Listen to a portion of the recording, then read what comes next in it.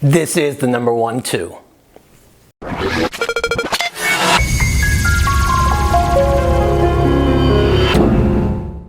On my last video, I thought it sounded kind of hollow. I had a boom mic. I told you I'm new to this, so I'm trying a new mic and we'll see how it works out. So I'm really just testing this mic, but I wanted to take a few moments to talk to you about what happened this weekend. Donald Trump went to Detroit, spoke to some churches, or went to an African-American church and toured some neighborhoods in Detroit. And I presume that was his outreach to the black community. Again, this is not, well, this is not so much critique about Donald Trump, because I think that this is just a reaction to him being smoked in the polls and having less than 1% of the black community's support, and he sees this as a way to try to rectify that before the election. The bigger issue I want to discuss is the fact that the GOP, the Republican Party, really hasn't seemed to do much outreach or care too much about the support of the black community as far as voting is concerned. That's fine. I mean, it's a democracy. You can do what you want, but it doesn't seem like it's going to be feasible to win elections in this country unless you have a wide range of support, a diverse constituency. And to blatantly leave a group of people out, it doesn't work, or at least hasn't worked on the presidential level very well. What I'm wondering is or what I don't understand is that, Jack, what I don't think they do well, or haven't done well, is identify people within the black community in the United States that are influential or might help them in their cause. Now, I understand that some things that some people, that noise back there is my pug.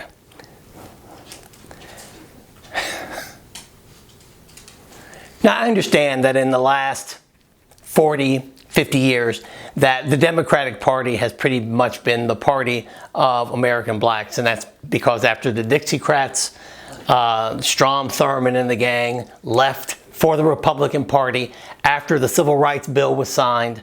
They made a pretty loud statement that they were not down with black people or minorities having equal rights in this country. And so naturally, we took that as a slap in the face and didn't support the Republican Party. Plus, their candidates didn't do much outreach, and it seems to have gotten smaller and smaller, except for George W. Bush. He did do a little bit of outreach. There are black Republicans, true, and there are some blacks that the GOP uses as spokespeople, but my question is, who are these people? Because nobody knows them. And in order to gain the support of any people, you have to have somebody who's recognizable or has some credibility within that community. In other words, I'm not going to go get Ringo Starr to do outreach to millennials. They know who he is. That's a bad example. If I were a candidate and I was looking for support, say, from the Jewish community, I wouldn't necessarily go out and get like Don Rickles to be the guy who would like try to garner support from the Jewish community. Not that Don Rickles isn't a great guy, but you know, I have enough respect for the Jewish community to know that what Don Rickles chooses to do on his time is not important to them in the scope of things. It's not going to make a decision on what's going to be best for their family. They don't necessarily trust him in that regard. And so that's what I don't understand, why you get these people like Omarosa and Pastor Mark Burns, who I'll talk about in a second.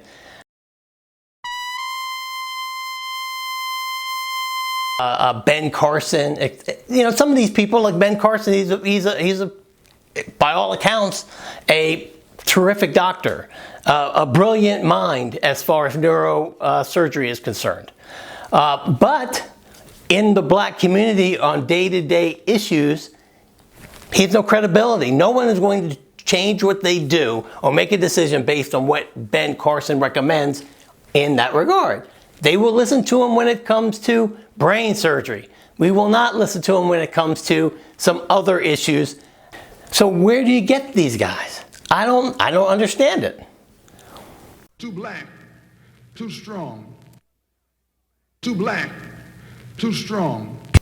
What I don't think Republicans understand, and at this point I think it's because they don't care to understand, or the people who are running the party don't care to understand, is that black people, like all people in a group, are relatively smart. We are educated people who make decisions based on what's best for us, not by optics. And I tend to believe that they believe that we make decisions based on optics. That's why they get these people who are just black and they put them out there and they have no credibility other than the fact that they look like some of us, and that will persuade us to make a vote. They don't treat many other constituencies that way. It's an insulting way to deal with a group of people, and we see it. That's the point of this video. I want you to know, Republicans, that we aren't stupid. We get that. And it's not going to be effective anymore. It's not going to be effective. It's never been effective. It's not going to be effective. Let me give you some examples now. Because if what you think is the case were the case, all black people would have voted for Shirley Chisholm back in 1972. No, the majority of black people voted for George McGovern because we thought he would have at least more political influence. We supported Shirley Chisholm's cause. We all respected Shirley Chisholm. We didn't vote against Shirley Chisholm, but we didn't vote for her because we didn't think that she could push the envelope or our issues or our agenda forward. That's why. Yo, Chuck, these dirty drippers are still front on us. Show them that we can do this, cause we always do this. Yeah, boy! Jesse Jackson ran in 1984. Did the majority of black people vote for Jesse Jackson? No. They voted for Walter Mondale. Why? Not because we're lemmings, not because we're stupid, although some people might say that. You know, a more militant black nationalist might feel that way. Maybe they call me Mr. Tibbs. Most black people didn't vote for Jesse Jackson because they didn't see Jesse Jackson as being somebody who would be influential enough up on Capitol Hill to help push forward the agenda that we felt would help the community as a whole. We don't just vote for people because they're black. Barack Obama got the black vote, the overwhelming majority of the black vote, because before the debates, or I would say a good 6 months before the debates, Hillary Clinton was winning in the black community. I was a black person who thought, well, actually Joe Biden was my guy, to be quite honest with you. But I was one who thought that by the end of it all, I would end up voting for Hillary Clinton because I thought she would be the one who would put forward the agenda that would help my community out the most. I did not think Barack Obama had a chance to win. Did I think that he, however, after some of the debates and listening to him campaign, I was well aware that this brother was more than qualified and capable of doing the job. What put the dirt on top of Hillary Clinton was the fact that she, I think, got some bad advice and decided to say that she was more qualified than Barack Obama to do the job, and that he was less capable of doing the job. That did it for him. This black person and a lot of black people. And that's why he got the overwhelming part of the vote. Now, there is some ethnocentrism that went on. And I think that can be, most people are honest with themselves. That's a normal reaction. I think if you have if all things being equal now, I'm not talking about voting for somebody because they're incompetent, because they look like you or they're part of your ethnic group. But all things being equal, somebody who's strongly identifies as an Irish person will probably vote for the Irish candidate and against the generic white candidate against a candidate of a different background just because they can identify with that person. That's a normal reaction. That's why a lot of people, I believe, have had such a negative reaction to Barack Obama. Not because of his policies. Some people don't agree with his policies, but we've had people not agree with president's policies before and not call them the Antichrist and not make them paint pictures with them or display pictures with them with a Hitler mustache or meet. We haven't had whole halls of side of the aisles meet together and say, we are going to do whatever we can to block this legislation because we just don't, our guy didn't win, we don't like him. I mean, it seems very suspect that these things would suddenly happen, except for the fact that this guy was quite different from what they were used to. And so he's had to fight that battle. And so hopefully in the future, for future people who have to hold offices that haven't been held before, whether it be a black person or a woman or an Asian or anybody, a Native American, somebody of Arab descent, anybody in this country who has to deal with being the first or a different looking person than Ken, that would be Barbie's Ken, won't have to fight that battle hopefully as much. But I guess my point is, let me get back to the point because I digress. My point is that Republicans, you need to start treating people, specifically in this case, I'm going to talk about black people, as if we vote just like you do. That we listen to issues and that you're going to have to make your case for the vote. And trust me, if you do that, you would get some votes. Period. But vote for me, what do you have to lose? That's not, you know who gives you that? Come on. That's what you hear on the street. That's like, man, you know, come on. That's what a huckster tells you. What do you got to lose is not an argument. It's not.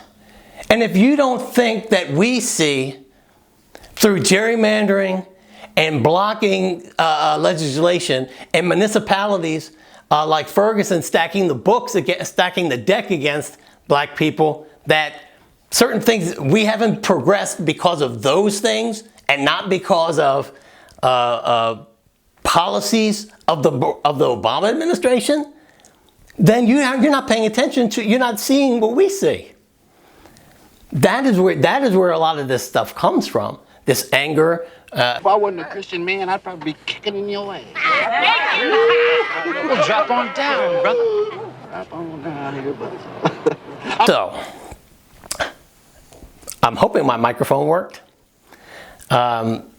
Republicans, if you got anything from this video, if you're even watching the video, it's that I really like the two-party system. I do. I grew up in a household of Hubert Humphrey Democrats that used to curse at James J. Kilpatrick and William Buckley. However, as much as we disagreed with those people, we thought they had an intelligent argument. And if you look at the Buckley-Malcolm X debates, I think you will see that it's possible to have debates in this system, in this country, even though that debate happened over in England, with divergent ideas and come to some sort of commonality of thought. Some sort of solution can be born from those things. But it can't be born from just, you're not with us, so you're against us. That's not going to work. And the only way you get to that is from mutual respect. And the way you get to that is that you got to treat people as if they have a brain in their head. Okay? So, in the future, just a suggestion, if you run a campaign, I would suggest that you make the chairman of try to find somebody to be your outreach person for the community, to be somebody that the community respects. All right? I would not get, as a community outreach person,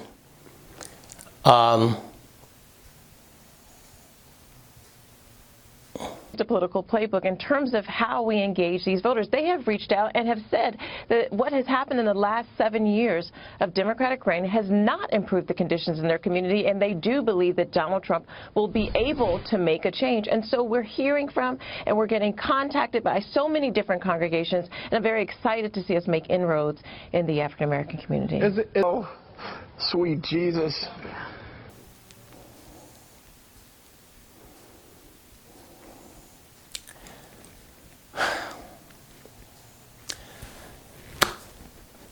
And that's about it.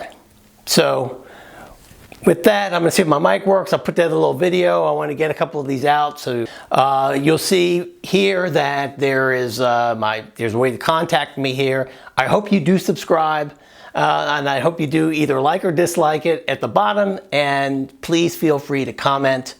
Again, this is the number 12. I'll talk to you later. And for God's sake, when you cross the street, use the crosswalk.